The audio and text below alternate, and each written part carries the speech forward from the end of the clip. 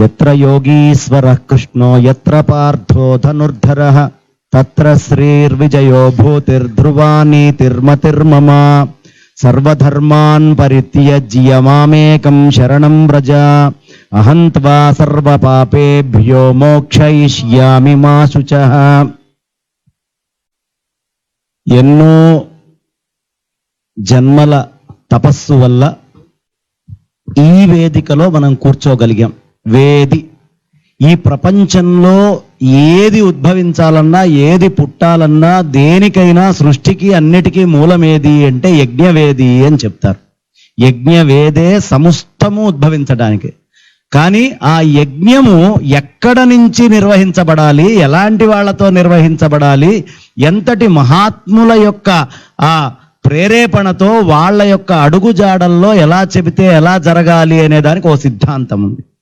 అనేక చోట్ల రకరకాలు జరగచ్చు. నాకు తెలిసి అతిరుద్రము అనేటటువంటిది ఇంత వైభవంగా, వైభవం అనే పదం ఎందుకు వాడాను అంటే జగద్గురువుల ఆశీస్సులు ఉండి జరిగేటటువంటి దాన్నే వైభవం అంటారు, ఇంకేది వైభవం కాదు. అజ్ఞానాం జాహ్నవీ తీర్థం విద్యాతీర్థం వివేకినాం సర్వేషాం సుఖదం తీర్థం భారతీ తీర్థమాశ్రయే. విద్యా వినయ సంపన్నం వీతరాగం వివేకినం వందే వేదాంత తత్వజ్ఞం విధుశేఖర భారతీం. ఎందుకు జగద్గురువుల యొక్క ఆదేశముతోటి నడిచేటటువంటి దాన్నే సక్రమమైనటువంటి యజ్ఞము అని చెప్తారు అంటే, చాలా తర్ఫీజు పొందినటువంటి వాళ్ళు తప్ప ఎవరు పడితే వాళ్ళు యజ్ఞాన్ని చేయలేరు. అదేం పెద్ద యజ్ఞమా అనే మాట మన వాళ్ళు వాడుతూ ఉంటారు. ఈ యజ్ఞములో మన నోట్లో నుంచి ఎలా శబ్దము రావాలి, వచ్చేటటువంటి శబ్దము ప్రతి అక్షరము ఎంత సమయము ఉండాలి అనేటటువంటిది మొత్తము జగద్గురువుల యొక్క ఆధీనంలో ఉండి చదువుకుండే వాళ్ళకి తప్ప జగద్గురువుల ఆధీనంలో, అందుకనే బ్రహ్మత్వము ఎప్పుడైనా జగద్గురువుల దగ్గర చెప్పుకోనొచ్చినటువంటి వాళ్ళకే ఉండాలి. అలా ఉంటేనే ఆ యజ్ఞం పరిపూర్ణంగా, సక్రమంగా, నిర్విఘ్నంగా, చక్కటి ఫలప్రదమయ్యేటటువంటి దానిగా మనకి ఫలాల్ని ఇస్తుంది అని చెప్తారు.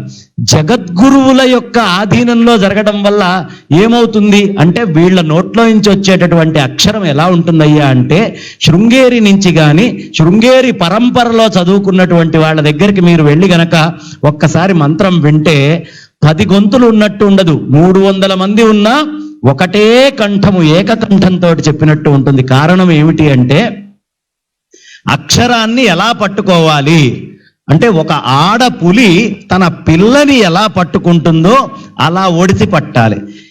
దాని పళ్ళతోటే కదా అది ఆహారాన్ని సంపాదించుకుండేది. గట్టిగా పట్టుకుంటే నోట్లో ఉన్న పిల్ల చచ్చిపోతుంది. పోనీ మెల్లిగా పట్టుకున్నామా జారి కింద పడిపోయి చచ్చిపోతుంది.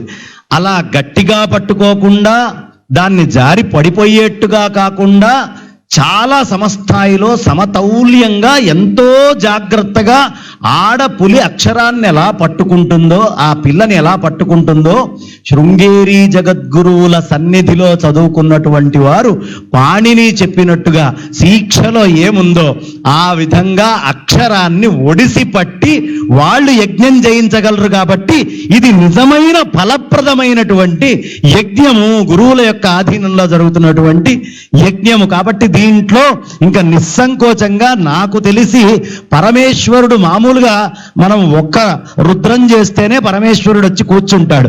ఒక్క మహన్యాసము అలా కాంగానే లోపలికి వచ్చి పరమేశ్వరుడు నారుద్రో రుద్రమర్చయేత్, రుద్రుడు కానటువంటి వాడు రుద్రుణ్ణి అర్చించలేడు. నరుద్రో, అసలు రుద్రము అనేటటువంటిది లోపలికి రావాలి, వస్తే తప్ప ఆ రుద్రం బయటికి రాదు. అయితే ఎలా ఈ రుద్రుడు లోపలికి వస్తాడయ్యా అంటే, మహన్యాసం చేయటం వల్ల వస్తారు అనేది మనకి సిద్ధాంతం. మొత్తము ఈ పంచ ప్రాణాలైతేనేమిటి, పంచ కర్మేంద్రియాల్లో, జ్ఞానేంద్రియాల్లో, ఈ పంచ కోశాలలో, సమస్తము అంతఃకరణంలో అంతటా నిండి పరమేశ్వరుడు ఉంటాడు. ఆ తర్వాతే రుద్రం చదవడానికి మనకు అర్హత వస్తుంది. ఇప్పుడు ఇక్కడ చేసినటువంటి కార్యక్రమంలో ఒక రుద్రము చేసి మహన్యాసంతో పరమేశ్వరుడు వచ్చి కూర్చుంటాడు అని చెబితే, అసలు ఏమిటి ఈ అభిషేకాలు, ఈ హోమాలు, ఇవన్నీ ఏమిటి అంటే, మొత్తము బ్రహ్మాండం అంతా నిండి ఉన్నవాడు పరమేశ్వరుడు. బ్రహ్మాండం అంతా నిండి ఉన్నటువంటి పరమేశ్వరుణ్ణి కొలవగలిగే శక్తి ఎవరికైనా ఉందా?